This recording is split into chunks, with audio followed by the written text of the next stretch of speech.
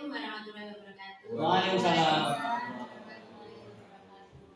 Terima kasih pada Bapak Ibu guru yang sudah menyempatkan waktu untuk hadir di sini, menghadiri undangan saya meskipun mendadak. Terima kasih. Di sini saya akan menyampaikan pembahasan aksi nyata guru penggerak pada modul 1.4, yaitu budaya positif di sekolah. Dalam hal ini di SMP Negeri 2 Panang. Mengenai budaya positif, ya, kita pasti sepakat kalau budaya positif itu perlu ditanamkan pada anak-anak kita. Sebelumnya saya selalu menggunakan mengacu pada tuntunan dari Ki Hajar Dewantara, karena di guru penggerak ini yang menjadi panutan istilahnya dalam menyampaikan pembelajaran, dalam bagaimana kita mendidik anak-anak, kemudian bagaimana kita bersikap, itu adalah dari Ki Hajar Dewantara. Jadi tujuan pendidikan nasional menurut Ki Hajar Dewantara itu adalah menuntun. Jadi tugas kita itu sebagai guru itu menuntun anak-anak untuk sesuai dengan kodratnya. Jadi anak-anak itu sudah punya kodratnya dari sananya, dari lahirnya, untuk menjadi apa, hanya kita menuntun agar anak-anak tersebut menemukan jati dirinya, ya, tidak mendikte, ya. Jadi tidak mendikte, tapi menuntun, mengarahkan anak-anak tersebut untuk menemukan jati dirinya, ingin menjadi apa, jadi potensi yang ada di dirinya itu apa. Kemudian kita menggalinya, kemudian menuntun supaya anak tersebut mendapatkan kebahagiaan yang setinggi-tingginya, ya, sebagai manusia maupun sebagai masyarakat. Jadi bahagia di sini adalah bahagia dunia akhirat, diharapkan seperti itu, ya. Kemudian salah satunya yaitu kita menanamkan budaya positif pada anak-anak di sekolah kita. Saya lanjutkan untuk apa budaya positif itu. Apa budaya positif itu? Budaya positif adalah pembentukan karakter bagi peserta didik yang nantinya dapat menjadi pembiasaan positif bagi peserta didik kita. Jadi dalam guru penggerak ini kita dituntut atau harus berupaya untuk mensosialisasikan atau membudayakan budaya-budaya yang positif agar nanti menjadi karakter yang dimiliki oleh peserta didik kita. Apa saja yang termasuk budaya positif itu, contoh-contohnya kita semua tahu, ya. Budaya-budaya positif itu apa? Di antaranya contohnya adalah senyum, sapa, salam, salim, ya, 3S, kemudian membuang sampah pada tempatnya. Tapi kemarin kita sudah workshop, ya, ada perubahan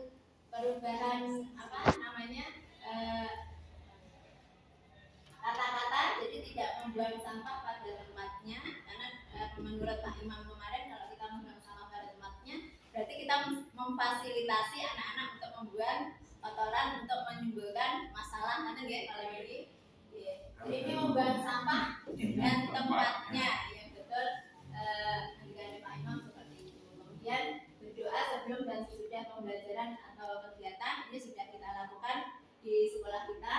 Kemudian toleransi, ya, kita toleransi dengan agama lain atau dengan budaya lain dan lain sebagainya, tentu saja dalam batasan real yang sesuai dengan kita yakini. Kemudian bertanggung jawab itu pasti. Yang keenam, jaga kelestarian lingkungan sekolah yang saat ini kita galakkan di lingkungan kita melalui unsur pengajar sehingga menata lingkungan kita supaya menjadi lebih asri. Kemudian sopan santun, ini yang mungkin agak berat saat ini, ya, Bapak Ibu, karena dari pandemi kemarin anak-anak yang sudah lama tidak di sekolah, kemudian sekarang mulai tatap muka, kita perlu ekstra untuk mendidik, mengarahkan anak-anak kita supaya sopan santunnya seperti Kalau bisa seperti zaman kita dulu ya. Jadi apa namanya, kita begitu menjunjung sopan santun kepada orang yang lebih tua, kemudian dengan sesama kita harus bagaimana itu. Kemudian yang 8, disiplin terhadap peraturan sekolah dan tata tertib sekolah. Ini hanya contoh saja beberapa budaya positif yang bisa kita tanamkan pada anak didik kita. Tentu saja masih banyak sekali budaya positif yang bisa kita tanamkan pada anak didik kita. Kemudian kita lanjutkan.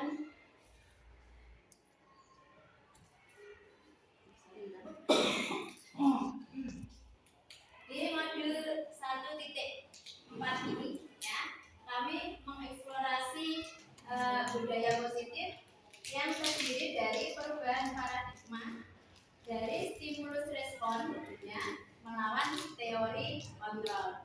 Kemudian yang kedua, konsep disiplin positif dan motivasi. Yang ketiga, keyakinan kelas. Kemudian yang keempat, pemenuhan kebutuhan dasar manusia. Yang kelima, posisi kontrol. Dan yang terakhir nanti segitiga restitusi. Mungkin masih asing bagi kita apa itu restitusi, tapi mungkin kalau yang di BP sampai nanti dibahas dulu ya, belum juga ya. Mudah-mudahan ini menjadi ilmu baru bagi kita apa itu restitusi. Nanti kita bahas lebih lanjut. Yang pertama mengenai perubahan paradigma stimulus antara stimulus respon dengan teori kontrol.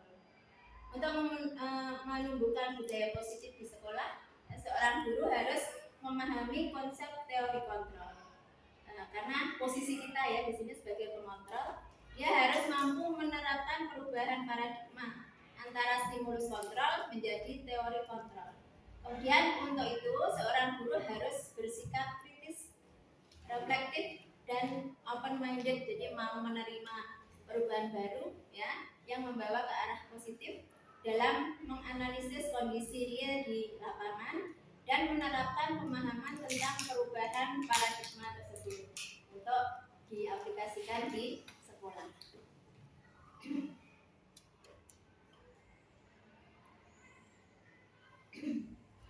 Kemudian apa stimulus respon lawan teori kontrol di sini?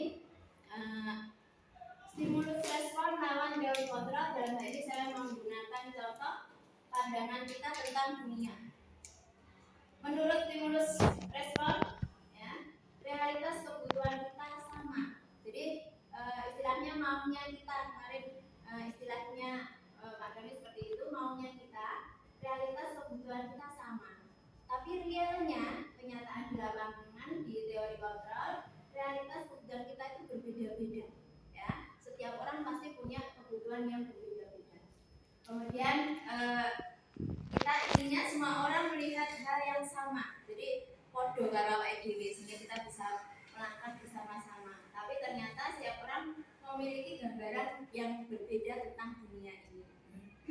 Selanjutnya kita mencoba mengubah orang agar berpendapat sama dengan kita. Ya, jadi kita ingin ya orang-orang itu ayo podo aku pikirane ya. Tapi ternyata setiap kepala, setiap orang itu pemikirannya berbeda-beda ya, pandangannya tentang dunia. Kemudian contoh berikutnya adalah perilaku buruk dilihat sebagai suatu kesalahan. Jadi kalau kita melihat anak didik kita terlambat, ya itu suatu hal yang buruk, datang ke sekolah terlambat tanpa kita tahu duduk permasalahannya seperti apa. Ya, kita sudah menjustis anak tersebut, oh kamu bersalah, ya, kamu melanggar peraturan. Kemudian menurut teori kontrol, semua perilaku itu memiliki tujuan. Jadi kita tidak boleh tergesa-gesa memberikan statement, oh kamu salah, kamu ini yang sifatnya negatif pada anak tersebut. Kita harus yakin bahwa setiap perilaku anak kita itu punya tujuan. Kemudian orang lain bisa mengontrol saya. Kenyataannya hanya diri kita saja yang bisa mengontrol diri kita sendiri. saya bisa mengontrol orang lain, itu kebalikannya ya. Pada kenyataannya kita tidak bisa mengontrol orang lain ya, kecuali dengan ada sesuatu yang kita miliki ya, sehingga kita memiliki keahlian untuk bisa mempengaruhi orang ya. Kemudian pemaksaan ada pada saat rujukan gagal ya. Jadi ini maksudnya pada saat kita ke anak-anak memberikan peraturan, ayo deh kamu nih ayo kita mentaati peraturan ya. Tapi ternyata setelah gagal kita akhirnya memaksa ya. Nanti caranya bisa dengan bermacam-macam, ada beberapa cara untuk pemaksaan tersebut. Yang betul menurut teori kontrol itu kolaborasi dan konsensus menciptakan pilihan-pilihan baru. Jadi kita berkolaborasi, bekerja sama dengan anak dengan menggunakan bahasa-bahasa santun, istilahnya dielus ya. Itu menurut teori kontrol. Kemudian model berpikir kita menang kalah pada stimulus respon. Sedangkan pada teori kontrol itu tidak ada yang kalah, tapi semuanya menang untuk menyelesaikan suatu permasalahan, mendapatkan solusi. Itu maksudnya.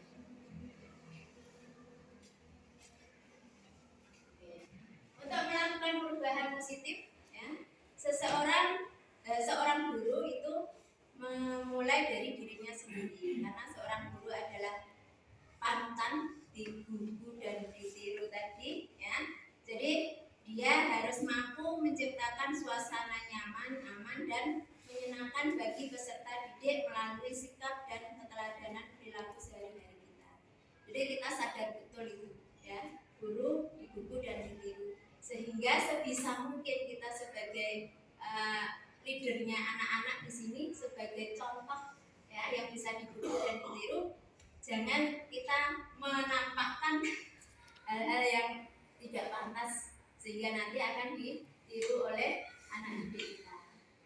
Dan untuk menerapkan perubahan paradigma stimulus respon menjadi teori kontrol ini memang tidak mudah Bapak Ibu ya. Jadi seorang pendidik harus mampu menjelaskan alasan kenapa seseorang itu harus meninggalkan sebuah tindakan tertentu dan apa konsekuensinya jika nanti tidak kita lakukan tidak kita tinggalkan prinsip-prinsip tersebut ya. Jadi kita harus merubah paradigma tersebut. Selanjutnya itu tadi mengenai perubahan paradigma.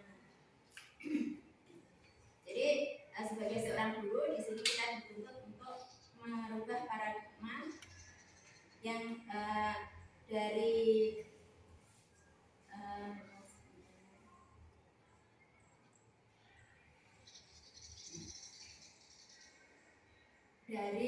stimulus respon ya menuju ke teori kontrol.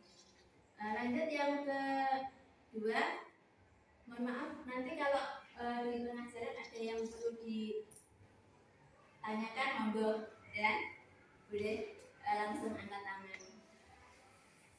Kemudian selanjutnya yang eksplorasi yang kedua adalah konsep disiplin positif dan motivasi ya. Seperti saya sampaikan di depan tadi bahwa kita selalu mengambil pelajaran dari Ki Hajar Dewantara. Jadi di sini saya mengambil pernyataan beliau di mana ada kemerdekaan, disitulah harus ada disiplin yang kuat. Sungguh pun disiplin itu bersifat disiplin dari diri sendiri ya, yaitu kita sendiri yang mewajibkan kita sendiri, kita dengan sekeras-kerasnya. Jadi kalau istilahnya Pak Seno kemarin memaksa diri kita ya, memaksa tetapi itu semua saja sebab jika kita tidak dapat melakukan self-disiplin, wajiblah penguasa lain mendisiplinkan diri kita. Dan peraturan demikian itu harus ada di dalam suasana yang berbeda. Jadi intinya di sini kita harus berusaha sekeras mungkin untuk mendisiplinkan diri kita sendiri, ya, memaksa diri kita sendiri untuk disiplin. Sebagai pendidik, tujuan kita adalah menciptakan anak-anak yang memiliki disiplin diri sehingga mereka bisa berperilaku dengan mengacu pada nilai-nilai kebajikan universal dan memiliki motivasi intrinsik, motivasi dalam diri sendiri, bukan motivasi ekstrinsik. Ya. Nah, sesuatu yang berasal dari keyakinan diri kita itu akan mudah untuk kita laksanakan bila dibandingkan dengan disuruh orang lain, ya, karena paksaan. Ya. Itu inti dari ungkapan dari Ki Hajar Dewantara. Kemudian terkait dengan motivasi, ada 3 motivasi perilaku manusia, ya. Jadi yang alasan, ya, kita melakukan sesuatu. Yang pertama, untuk menghindari ketidaknyamanan atau hukuman, ya. Jadi saya contohkan saya datang, saya jangan sampai datang terlambat, saya takut nanti kalau ditegur sama Pak Seno, ya. Itu adalah karena saya merasa tidak nyaman kalau terjadi pelanggaran yang saya lakukan, ya. Ini merupakan tingkat terendah dari motivasi perilaku manusia, ya. Jadi tingkat terendahnya itu karena merasa tidak nyaman, karena merasa nanti kalau dihukum dan lain sebagainya. Ini berlaku, ya, karena kalau seperti ini nanti berlakunya kalau tidak ada Pak Sino nanti saya datang terlambat saja. Seperti itu. Jadi kalau tidak ada yang mengontrol kita berbuat sesuka hati. Kemudian yang kedua, untuk mendapatkan imbalan atau penghargaan dari orang lain. Kadang-kadang itu juga terlintas juga dalam diri kita, ya. Aku tak sergap kok ben dipuji karo Pak Sino, ya. Aku tak gandeng damakan mulang, itu juga akan dampaknya juga negatif juga, ya. Jadi tapi ini setingkat lebih tinggi dari yang pertama tadi, ya. Iya seperti itu. Jadi motivasi yang ini, ya, lebih tinggi setingkat dari yang pertama tadi, ya, karena masih ada keinginannya tadi. Yang paling bagus, yang paling disarankan adalah yang ketiga ini, untuk menjadi orang yang mereka inginkan dan menghargai diri sendiri, ya, dan dengan nilai-nilai yang mereka percaya, mereka yakini, ya. Motivasi ini adalah motivasi yang paling tinggi, yang mendorong ke disiplin positif, ya. Di sini saya contohkan Pak Marsekan. Jadi Pak Marsekan konsisten dari dulu, begitu pelajaran berbel itu langsung, dan saya yakin itu karena Pak Marsekan menghargai dirinya sendiri, ya, sudah meyakini bahwa itu adalah nilai-nilai yang positif yang nantinya akan berdampak pada beliau sendiri, ya. Ini yang harusnya kita tanamkan pada diri kita, diri saya sendiri terutama sedang belajar juga, ya, karena semuanya butuh proses, dan nanti kita tanamkan juga pada peserta didik kita. Itu terkait dengan 3 motivasi perilaku manusia, ya, alasan kita melakukan sesuatu. Terkait dengan yang ketiga, ya, nanti kita sampaikan dalam proses mendisiplinkan diri tadi, ya, maka ada keyakinan kelas, ya, keyakinan kelas. Kalau kemarin disampaikan Pak Kemi, keyakinan kelas ini kalau dalam kondisi saat ini di sekolah kita itu adalah tata tertib, aturan, ya, dan lain sebagainya. Itu nanti ke depan, ya, maunya pemerintah itu diganti dengan keyakinan kelas. Seperti tadi saya sampaikan bahwa sesuatu kalau kita yakini, ya, maka nanti akan kita jalankan dengan enjoy, kita jalankan dengan senang hati, dengan bahagia, ya. Apa itu keyakinan kelas?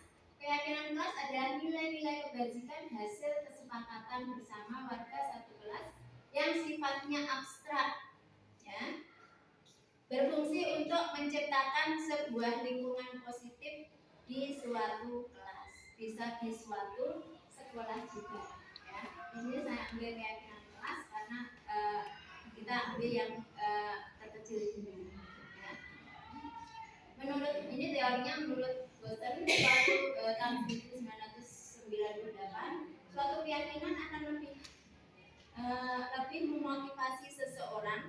dari dalam atau memotivasi secara intrinsik. Seseorang akan lebih tergerak dan bersemangat untuk menjalankan keyakinannya daripada hanya sekedar mengikuti serangkaian peraturan. Jadi di sini nanti karena merupakan suatu kesepakatan, jadi anak-anak nanti kita libatkan, ya. Jadi kalau selama ini kan peraturan, ini sudah ada peraturannya, tata tertibnya ini dibaca, dipahami, dijalankan, gitu ya di sekolah kita, ya. Jadi selama ini itu yang terjadi, tapi ternyata itu tidak memberikan solusi. Lanjutannya contoh, ya. Ini contoh keyakinan kelas. Ini saya ambil ada keyakinan kelas karena kita di guru penggerak itu tidak hanya dari SMP saja, mulai dari TK, kemudian SD, SMP, SMA, SMK. Saya mengambil contoh yang bisa diterima untuk kelas SMP ini. Contoh keyakinan kelas 7 bisa kelas 8, 9. Jadi tadi bisa secara universal, secara umum, ya. Jadi nanti kita libatkan anak-anak itu menyampaikan unek-uneknya. Jadi apa yang bisa membuat kelasmu ini nyaman, yang bisa membuat kelasmu ini nanti pada saat pembelajaran, kebetulan saya IPA, jadi pada saat pembelajaran IPA nanti supaya kita nyaman di kelas, kita tidak terganggu, pembelajaran bisa berlangsung, apa menurut kamu yang bisa kita buat untuk keyakinan kita. Kemudian anak-anak disuruh maju satu-satu, nanti kita simpulkan menjadi satu keyakinan, kesepakatan yang universal seperti ini.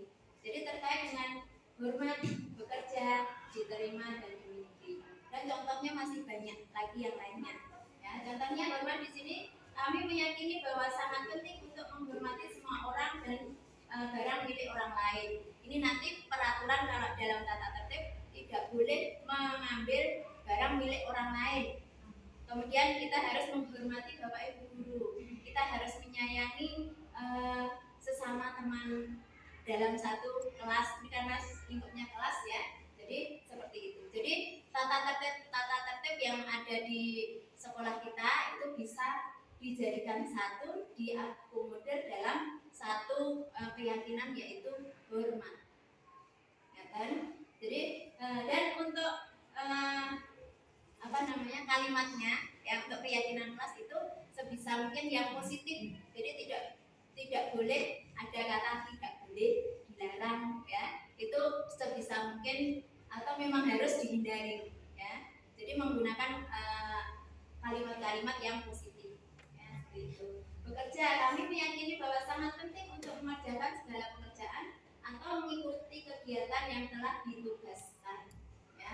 Jadi ini termasuk tepat waktu dalam mengumpulkan tugas, kemudian piket tepat pada waktunya, mengerjakan piket, menjaga kebersihan lingkungan, dan lain sebagainya. Contoh yang ketiga, diterima dan dimiliki. Kami meyakini bahwa sangat penting untuk merasa diterima pada suatu kelompok dan saling peduli satu dengan yang lain. Ini bisa tadi seperti masuk hormat tadi juga bisa, jadi saling menyayangi antara warga kelas, kemudian tidak boleh membuli dan lain sebagainya.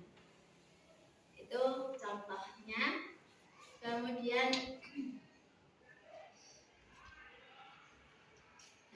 di lapangan, ya, tentu semuanya tidak bisa mulus, semuanya langsung kita terapkan, terus kita semuanya manut dengan kita, ya. Pasti di lapangan ada pelanggaran-pelanggaran. Ini nanti yang akan membedakan kondisi normal dengan yang saya sampaikan nanti. Jadi bila ada suatu pelanggaran terhadap keyakinan kelas, ya, maka ada 3 pilihan, ya, yang bisa kita lakukan. Yang pertama adalah hukuman, ya.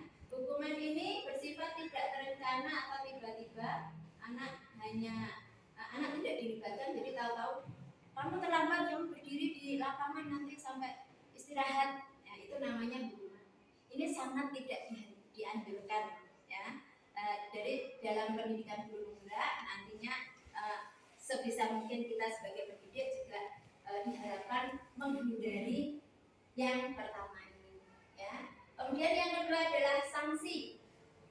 Ya, sanksi itu sudah terencana atau sudah disepakati, sudah dibahas dan disetujui oleh murid dan guru, ya. Tapi ini biasanya hanya satu pihak saja, ya.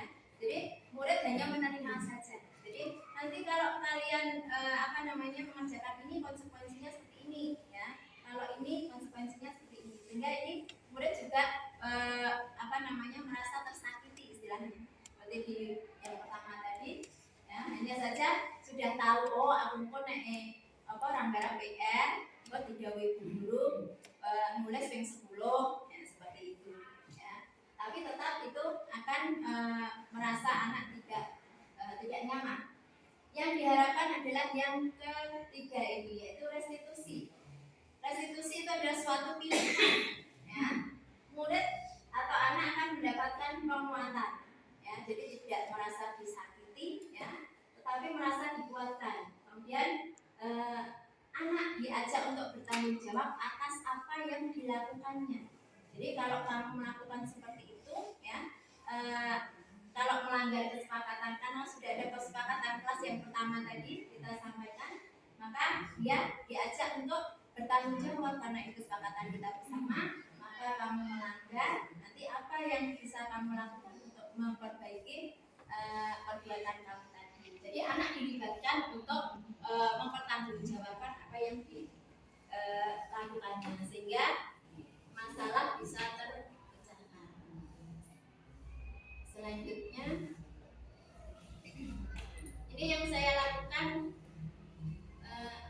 dokumentasi yang saya lakukan selama tahun ajaran baru ini. Saya sudah mencoba untuk melaksanakannya, meskipun memang tidak mudah, jadi tapi kita harus tetap mencoba. Jadi saya membuat keyakinan kelas pelajaran IPA di awal pembelajaran kemarin. Anak-anak saya libatkan untuk menuliskan keinginannya apa di situ. Selanjutnya nanti ada keyakinan kelas itu tidak harus banyak, jadi 3, 5, 7 itu maksimal, sehingga anak mudah untuk mengingat, oh saya melanggar keyakinan kelas ini. Tuh. Untuk selanjutnya kita ke eksplorasi yang keempat, kebutuhan dasar manusia. Ini pada murid ya.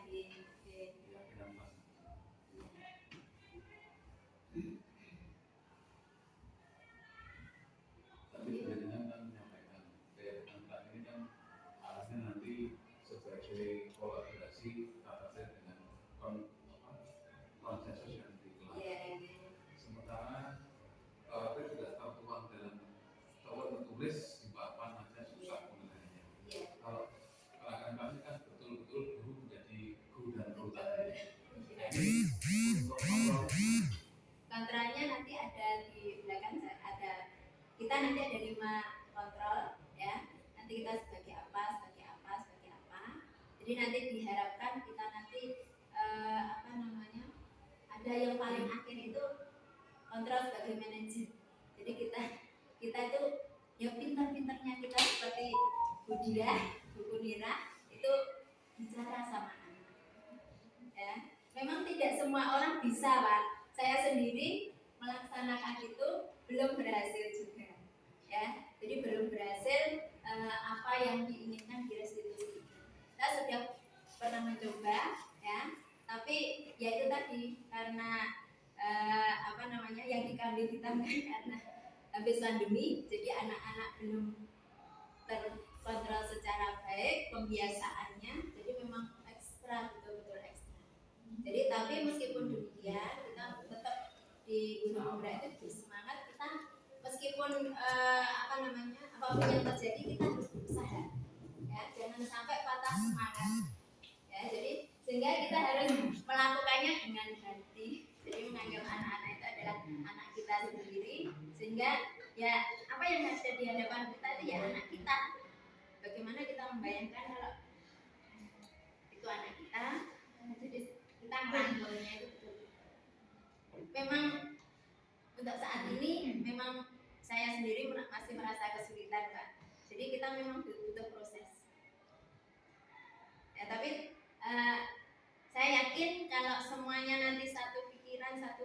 dan sama seperti yang disampaikan Pak Seno, kita sama-sama, saya yakin ini bisa terwujud sehingga kondisi di sekolah kita ini bisa menjadi sekolah yang nyaman untuk kita, nyaman untuk anak-anak, dan nyaman untuk semuanya gitu. Nanti di posisi kontrol ada.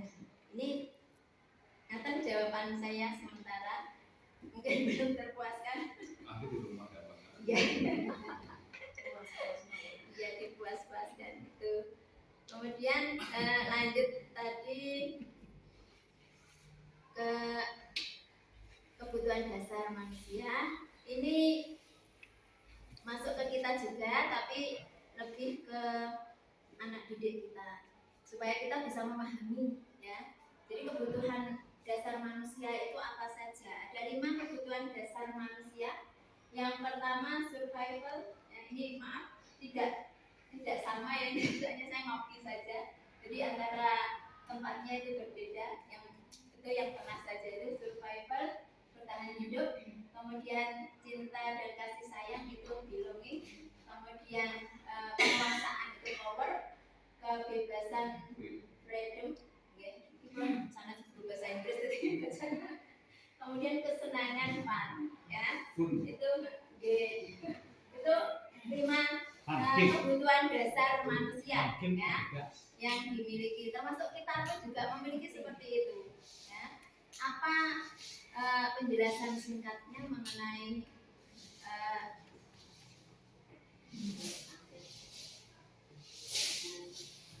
5 kebutuhan dasar manusia? Yang pertama tadi kebutuhan bertahan hidup atau survival. Yang kebutuhan dasar kita makan, minum, ya, kemudian kesehatan. Ini merupakan kebutuhan secara fisik kita, ya. Kemudian yang keempat lainnya itu secara psikis, ya. Jadi cinta dan kasih sayang. Yang kedua adalah kebutuhan yang bersifat psikolog. Kemudian yaitu kebutuhan untuk bisa diterima. Jadi termasuk anak-anak mungkin dia akan bilang saja selalu seperti ini, selalu seperti ini. Kita cari latar belakangnya. Pasti di rumah dia tidak mendapatkan kasih sayang orang tua, atau mungkin dia orang tuanya menjauh di sana dengan mbahnya, dia digumbar saja, sehingga dia butuh akan kasih sayang itu, sehingga dia mencarinya di sekolah, sehingga dia ada saja ulangnya, ya, seperti itu. Kemudian penguasaan kebutuhan bersifat psikologis untuk pengakuan atau kemampuan. Jadi seperti kita juga perlu untuk diakui kemampuan kita, ya. Maka ini merupakan kebutuhan dasar dari manusia. Yang ketiga, keempat, kebebasan, ya. Kebebasan termasuk juga kebutuhan psikologis, ya. Kebebasan ini merupakan kebutuhan untuk suatu pilihan. Jadi kita memilih sesuatu, ya, perilaku ataupun tindakan ataupun sikap, ya. Itu kita pada dasarnya punya kebutuhan dasar untuk itu. Yang kelima adalah kesenangan, kebutuhan yang bersifat psikologis juga, untuk merasa senang, ya, merasa senang, merasa enjoy, merasa bisa bahagia selalu. Ya, ini memang yang kita harapkan, ya, kita bisa selalu bahagia meskipun dalam kondisi apapun. Ya, itu mengenai 5 kebutuhan dasar yang perlu kita tahu supaya nanti kita tidak tidak bosan-bosannya untuk mengajak peserta didik kita untuk self disiplin tadi, disiplin dari diri sendiri. Kemudian ini tadi yang saya sampaikan Pak Slamet, 5 posisi kontrol ini pada diri kita sebagai seorang guru, ya. 5 posisi kontrol merupakan salah satu model disiplin, ini dikembangkan oleh Dean Boosen itu, ya. Salah satu model disiplin yang berpusat pada murid yang dikembangkan oleh Diana Boosen dengan pendekatan restitusi. Kita ketemu istilah restitusi lagi, ya. Jadi ini betul-betul berpihak memang pada murid. Jadi kita memang dianjurkan untuk semuanya untuk murid kita, semuanya untuk anak kita, ya. Dean Boosen dalam bukunya Restitution Disiplin tahun 1998 mengemukakan bahwa guru perlu meninjau kembali penerapan disiplin di dalam ruang-ruang kelas kita selama ini. Seperti yang saya sampaikan tadi, sudah ada peraturan yang anak tidak tahu, tidak dilibatkan untuk membuat, dia hanya tahu di situ sudah ada tata tertib, dan saya harus patuh pada tata tertib tersebut. Kemudian kelima, posisi kontrol tersebut meliputi penghukum yang tadi kaitannya dengan hukuman tadi. Seorang penghukum bisa menggunakan hukuman fisik maupun verbal, fisik ataupun omongan, ya. Orang-orang yang menjalankan posisi penghukum senantiasa mengatakan bahwa sekolah memerlukan sistem atau alat yang dapat lebih menekan murid-murid lebih dalam, maksudnya menekan anak supaya dia tertib, ya, sehingga perlu dihukum, ya. Ini biasanya menggunakan kata-kata, awas kamu kalau tidak mematuhi tata tertib, nanti ada hukumannya, seperti itu. Itu akan menyakiti siswa dan anak tidak menjadi jerah, tapi malah dia akan kalau istilahnya sekarang ngecek, ya. Jadi saya mengistilahkan seperti itu. Kemudian meskipun tidak semua anak, ya, jadi ada anak-anak tertentu, ya, yang tadi dia memulai kebutuhan apa. Kemudian membuat orang merasa bersalah. Ini kalau yang pertama tadi keras, ya, awas nanti kalau enggak. Kalau yang kedua ini dia malah lemah lembut, ya, dia menyampaikannya lemah lembut. Kamu itu kok enggak, kasihan sudah menerangkan panjang lebar, kamu kok ngomong sendiri. Itu kelihatannya lembut, tapi ternyata itu menyakitkan anak. Dia merasa bersalah, ya. Kamu enggak kasihan sama orang tuamu, dia merasa tertuduh sebagai orang yang bersalah. Ini akibatnya kurang baik. Yang ketiga adalah teman guru pada posisi ini tidak akan menyakiti murid, namun berupaya mengontrol murid melalui persuasi. Jadi kita dekat dengan murid seperti dengan temannya, ya. Tapi ini ada kelemahannya, ya, pada saat kita tidak bersikap sebagai seorang teman, karena mungkin dia melakukan kesalahan, dia jadi istilahnya dekat. Pak kayak kamu yang mau dia kalau buliane, kayak tepatnya yang monopoli, istilahnya seperti itu. Jadi, tapi ini bisa kita gunakan untuk posisi kontrol tadi, ya, sebagai teman. Tentu saja ada batasan-batasannya. Kemudian monitor atau pemantau. Monitor berarti mengawasi. Pada saat kita mengawasi, kita bertanggung jawab atas perilaku orang yang kita awasi. Jadi ini kaitannya dengan sanksi tadi. Kalau kita jadi seorang monitor, maka ada sanksi tadi. Jadi kita harus mengikuti anak tadi menjalankan sanksinya atau tidak, ya. Ini bisa kita gunakan juga sebagai posisi kita sebagai kontrol. Kemudian yang paling bagus yang diharapkan, ya, itu adalah sebagai manajer, ya. Manajer posisi mentor di mana guru berbuat sesuatu bersama dengan murid, mempersilahkan murid mempertanggungjawabkan perilakunya, kemudian mendukung murid agar dapat menentukan solusi atas permasalahannya sendiri, ya. Jadi kita tadi berkolaborasi tadi, ya, jadi mengajak siswanya juga, jadi tidak sepihak saja kita bicara dengan siswa, kemudian mengajak kamu, kita sudah punya kesepakatan, kamu ternyata melanggar, ya. Setiap perilaku itu pasti ada pertanggungjawabannya. Nah, kita memberikan pilihan ke siswa tersebut, ya. Nanti apa yang bisa kamu lakukan. Dari kelima posisi kontrol ini yang bisa kita gunakan itu yang ketiga, keempat, dan kelima, ya. Tapi yang paling bagus itu adalah yang kelima, posisi manajer, ya. Itu nanti kita ke prakteknya. Di sini adalah segitiga restitusi. Segitiga restitusi. Ini yang sudah saya lakukan, tapi saya masih belum bisa untuk yang nomor 5 itu memang sulit, ya. Jadi masih belajar saya, jadi masih dalam proses pendekatan sebagai teman, kemudian sebagai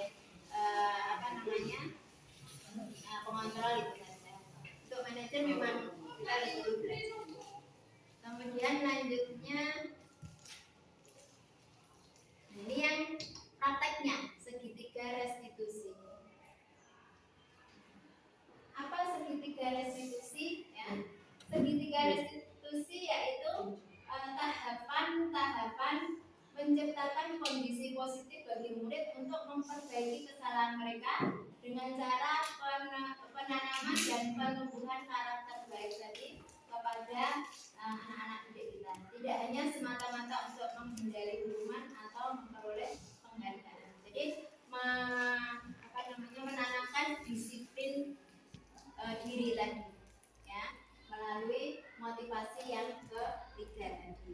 Jadi untuk menghargai nilai-nilai dirinya sendiri, menghargai dirinya sendiri dengan melakukan nilai-nilai positif yang dikerjakannya. Kemudian implementasi atau prakteknya, ya, ini saya juga ngopi saja. Jadi tahapan-tahapannya ada 3, sehingga disebut dengan segitiga restitusi.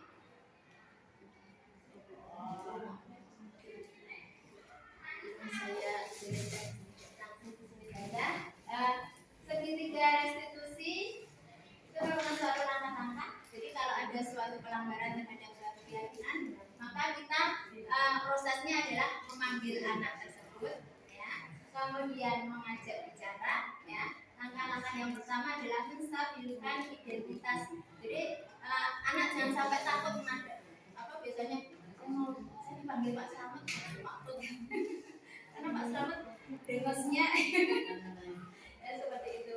Kita tidak boleh seperti itu. Jadi menstabilkan identitas. Setiap orang pasti pernah melakukan kesalahan. Jadi kita menyampaikan ke anak, setiap orang pasti punya kesalahan, pernah melakukan kesalahan. Tapi kita menekankan pada diri kita, suatu kesalahan itu jangan sampai ulang kembali. Ya. Jadi kamu bukan satu-satunya yang pernah melakukan hal seperti ini. Ini adalah kalimat-kalimat yang bisa kita lakukan dalam menstabilkan identitasnya. Anak ditenangkan dulu istilahnya, ya, sebelum kita menyampaikan sesuatunya tadi supaya masuk pada. Kemudian yang kedua adalah validasi tindakan yang salah. Jadi kita mengkompromikan tadi. Kamu tentu punya, kamu tadi tahu nggak kamu dipanggil gimana, kenapa? Ya, saya terlambat. Kemudian kita kan sudah punya keyakinan kelas, ya. Gimana? Ya, saya melanggar keyakinan kelas tersebut, ya. Nah, di situ kita menanyakan apa tujuanmu tadi, alasanmu apa tadi terlambat, ya. Jadi kita tanyakan, adakah kamu tentu punya alasan mengapa melakukan perbuatan tadi. Ya, jadi seperti tadi, setiap perilaku pasti ada tujuan, ada alasannya. Kemudian kita langsung ke adakah cara yang lebih efektif untuk mendapatkan apa yang kamu butuhkan. Jadi kita selain cara pelanggaran tadi, kamu kira-kira apa enggak bisa, atau ada pilihan apa, kita menggali dari diri anak, ya. Kemudian yang terakhir adalah menanyakan tentang keyakinan kelas apa yang sudah kita sepakati yang kamu melanggar, ya. Kemudian kita masuk ke kompromi tadi, ya. Kalau kamu melakukan pelanggaran keyakinan kelas tersebut, kira-kira untuk memperbaiki itu kamu maunya apa? Jadi anak dilibatkan di sini, ya. Kita tidak semata-mata, oh kamu karena terlambat kamu nanti mosek WC, ya, kamu membersihkan ini. Itu diharapkan tidak seperti itu. Jadi kita memberikan pilihan pada anak didik kita untuk menyelesaikan masalahnya sendiri, ya. Itu mengenai langkah-langkah segitiga restitusi.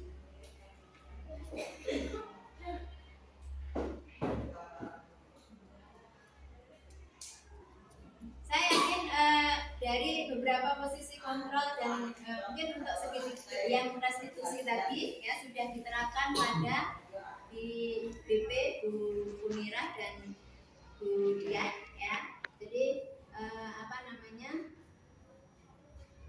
diharapkan, ya, kita semua, ya, sebagai guru mapel pun, ya, juga mengikuti langkah-langkah seperti ini untuk mendapatkan peserta didik yang betul-betul memiliki disiplin dari dirinya sendiri, tidak karena paksaan dari, ya. berat ya. Jadi kita memang sebagai seorang pendidik, sebagai seorang guru dan ditiru tadi memang harus mulai dari diri kita sendiri ya. Budaya-budaya positif yang yang akan kita terapkan pada peserta didik kita ya, sehingga kita nanti lebih mudah untuk menanamkan pada peserta didik kita. Itu diantaranya yang kami peroleh dari kegiatan pendidikan guru penggerak yang memang harus diimbaskan pada rekan guru sejawat di sekolah. Sehingga ini saya sampaikan, mudah-mudahan nanti kita bisa bersama-sama bergerak untuk menjadikan sekolah ini ya, sekolah yang betul-betul bermartabat, sekolah yang betul-betul disiplin, menerapkan disiplin, tapi dari diri masing-masing warga sekolahnya. Jadi tidak karena paksaan dan lain sebagainya. Demikian mungkin yang saya sampaikan sedikit. Saya juga mengharap semoga kita nanti bisa kompak bersama-sama untuk menjadikan sekolah kita menjadi sekolah yang warganya bermartabat, memiliki budaya positif yang kental, yang tanpa harus diopiak-opiak, tanpa harus Bapak Ibu guru bengok-bengok dan lain sebagainya, bisa tertanam dalam peserta didik kita.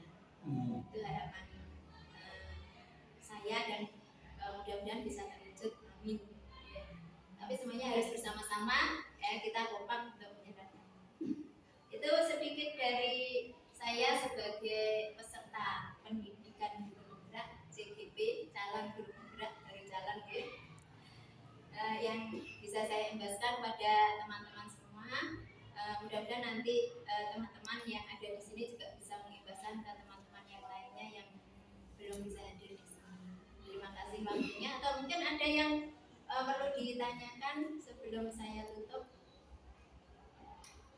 Ampun Mas, menurut saya matur suwun sangat sudah menghadiri undangan saya. Akhirul kata, wassalamualaikum warahmatullahi wabarakatuh. Waalaikumsalam warahmatullahi wabarakatuh. Saya